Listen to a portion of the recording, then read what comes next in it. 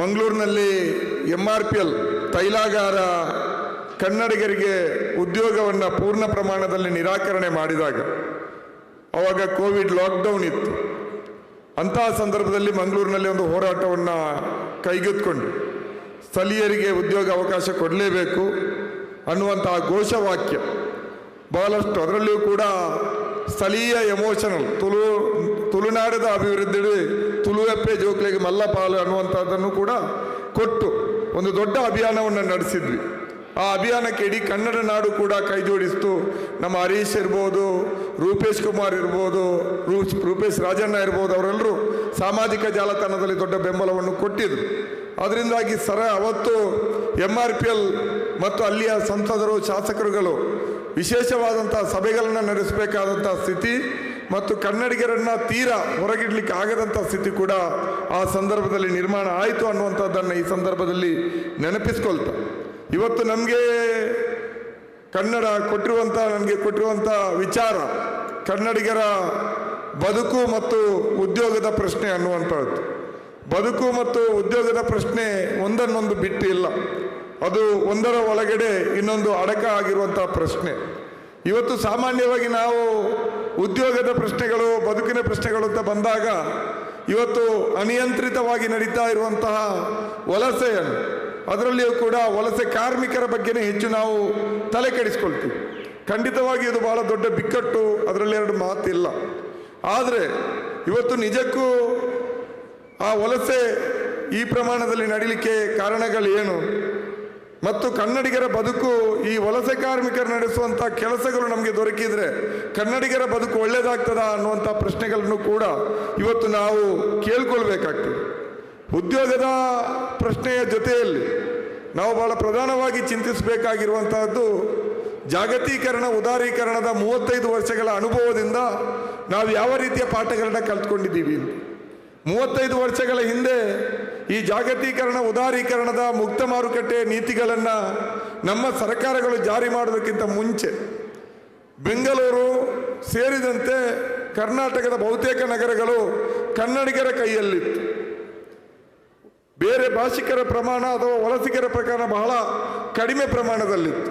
ಆದರೆ ಈ 35 ವರ್ಷಗಳ ಅನುಭವಗಳನ್ನು ನಾವು ನೋಡಿದರೆ ಇವತ್ತು ವಲಸೆಯ ಪ್ರಮಾಣ ಯಾವ ಮಟ್ಟಕ್ಕೆ ಹೋಗಿದೆ ಅಂದರೆ, ಬೆಂಗಳೂರಿನಂಥ ನಗರದಲ್ಲಿ ಬಹುತೇಕ ಕೆಲವಾರು ಪ್ರದೇಶಗಳಲ್ಲಿ ಕನ್ನಡಿಗರು ಅಲ್ಪಸಂಖ್ಯಾತರಾಗಿದೆ. ಮಂಗಳೂರಿನಂಥ ಕಡೆ ಕೂಡ ಇವತ್ತು ಕನ್ನಡಿಗರಿಗಿಂತಲೂ ಹೆಚ್ಚಿನ ಪ್ರಮಾಣದಲ್ಲಿ ಅಥವಾ ಅಲ್ಲಿನ ಸ್ಥಳೀಯ ತುಳುವರು, ಬ್ಯಾರಿಗಳಿಂತ ಹೆಚ್ಚಿನ ಪ್ರಮಾಣದಲ್ಲಿ ಬೇರೆಯವರು ಇವತ್ತು ಬಂದು ಆ ಸ್ಥಾನದಲ್ಲಿರುವಂಥದ್ದನ್ನು ನಾವು ನೋಡ್ತಾ ಇದ್ದೀವಿ. ಇದು ಕೇವಲ ಕಾರ್ಮಿಕರ ವಲಸೆ ಮಾತ್ರವೋ ಅಥವಾ ಬೇರೆ ಇನ್ನೇನಾದರೂ ನಮ್ಮ ಬದುಕಿನ ಸಂಬಂಧಪಟ್ಟ ಬೇರೆ ಪ್ರಶ್ನೆಗಳಿದೆಯಾ ಅಂತ ಕೇಳುವಾಗ ಇವತ್ತು ನಾವು ಆತ್ಮವಿಮರ್ಶೆ ಅಥವಾ ನಾವು ಆತ್ಮಾವಲೋಕನ ಮಾಡಿಕೊಳ್ಬೇಕಾದಂಥ, ಚರ್ಚಿಸಬೇಕಾದಂಥ ಗಂಭೀರ ವಿಚಾರಗಳಿದೆ. ಇವತ್ತು ಈ ವಲಸೆ ಕೇವಲ ಕಾರ್ಮಿಕರ ಮಧ್ಯೆ ಮಾತ್ರ ಆಗಿಲ್ಲ, ವ್ಯಾಪಾರದಲ್ಲಿ ವ್ಯಾಪಾರಿಗಳು, ಉದ್ಯಮಿಗಳು, ಕೃಷಿ ಕ್ಷೇತ್ರ ಎಲ್ಲದರಲ್ಲಿಯೂ ಕೂಡ ಈ ಅನಿಯಂತ್ರಿತವಾದಂಥ ವಲಸೆಗಳು ನಮ್ಮ ಮುಂದೆ ಕಾಣ್ತದೆ. ರಾಯಚೂರು, ಗಂಗಾವತಿ ಕಡೆಗೆ ಹೋದರೆ ಇವತ್ತು ಅಲ್ಲಿ ಅಕ್ಕಿ ಬೆಳೀಲಿಕ್ಕೆ ಹೊರ ರಾಜ್ಯಗಳಿಂದ ಕಾಂಟ್ರಾಕ್ಟ್ ಪಡ್ಕೊಂಡು ಕೃಷಿ ಮಾಡುವಂಥ ದೊಡ್ಡ ದೊಡ್ಡ ಕಾಂಟ್ರಾಕ್ಟ್ದಾರರು ಕೃಷಿ ಕ್ಷೇತ್ರದಲ್ಲಿ ಪ್ರವೇಶವನ್ನು ಮಾಡಿದ್ದಾರೆ. ವ್ಯಾಪಾರಿ ಕ್ಷೇತ್ರದಲ್ಲಿ ಹೊರ ರಾಜ್ಯದವರು ಮಾತ್ರ ಅಲ್ಲ, ಹೊರ ದೇಶದವರು ಇವತ್ತು ನಮ್ಮ ಊರಿನ ಮೂಲೆ ಮೂಲೆಗಳನ್ನು ತಲುಪಿದ್ದಾರೆ. ಇವತ್ತು ಬೆಂಗಳೂರು, ಮಂಗಳೂರು, ಮೈಸೂರಿನಂಥ ಅಭಿವೃದ್ಧಿ ಹೊಂದಿದಂಥ ಕರ್ನಾಟಕದ ನಗರಗಳ ಕತೆ ಬಿಡಿ, ಉತ್ತರ ಕರ್ನಾಟಕ, ಹೈದರಾಬಾದ್ ಕರ್ನಾಟಕಗಳ ಕಡೆಗೆ ಹೋದರೆ ಅಲ್ಲಿ ಸಣ್ಣ ಪುಟ್ಟ ಪಟ್ಟಣಗಳಲ್ಲಿಯೂ ಕೂಡ ಇವತ್ತು ರಿಲಯನ್ಸ್ ಅವರ ಸ್ಮಾರ್ಟ್ ಬಜಾರು, ಬಿಗ್ ಬಜಾರು, ಟ್ರೆಂಡ್ಸು, ಆದಿತ್ಯ ಬಿರ್ಲಾ ಅವರ ಮೋರು ಮುಂತಾದ ಕಂಪನಿಗಳು ಕಾಣ್ತೀವಿ. KFC ಅಂತ ಕೆಂಟುಕಿ ಫ್ರೈಡ್ ಚಿಕನ್ ಏನು ನಮ್ಮ ರೈತ ನಾಯಕ ನಂಜುಂಡಪ್ಪನವರು ಅದರ ವಿರುದ್ಧ ಬಹಳ ದೊಡ್ಡ ಸಮರವನ್ನೇ ಸಾರಿತು. ಅದೀಗ ಬೆಂಗಳೂರು, ಮಂಗಳೂರು ನಗರದ ಭಾಗಗಳಲ್ಲಿ ಮಾತ್ರ ಅಲ್ಲದೆ ಗ್ರಾಮೀಣ ಪ್ರದೇಶದಲ್ಲಿಯೂ ಕೂಡ KFC ಹೋಟೆಲ್ನ ಬ್ರಾಂಚ್ಗಳಾಗಿವೆ. ಈ ರೀತಿಯಾದಂತಹ ವ್ಯಾಪಾರ, ಕೃಷಿ, ಆಹಾರದ ಉದ್ಯಮ ಎಲ್ಲದರಲ್ಲಿಯೂ ಕೂಡ ಈ ವಲಸೆಗಳು ಬಂದಿದೆ.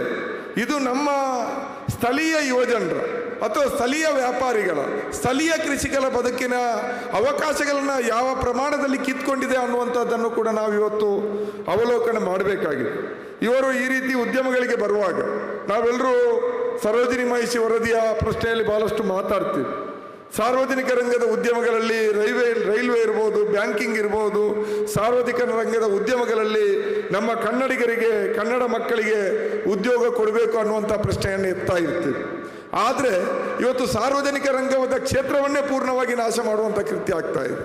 ಎಲ್ಲಿದೆ ಸಾರ್ವಜನಿಕ ರಂಗದ ಉದ್ಯಮಗಳು?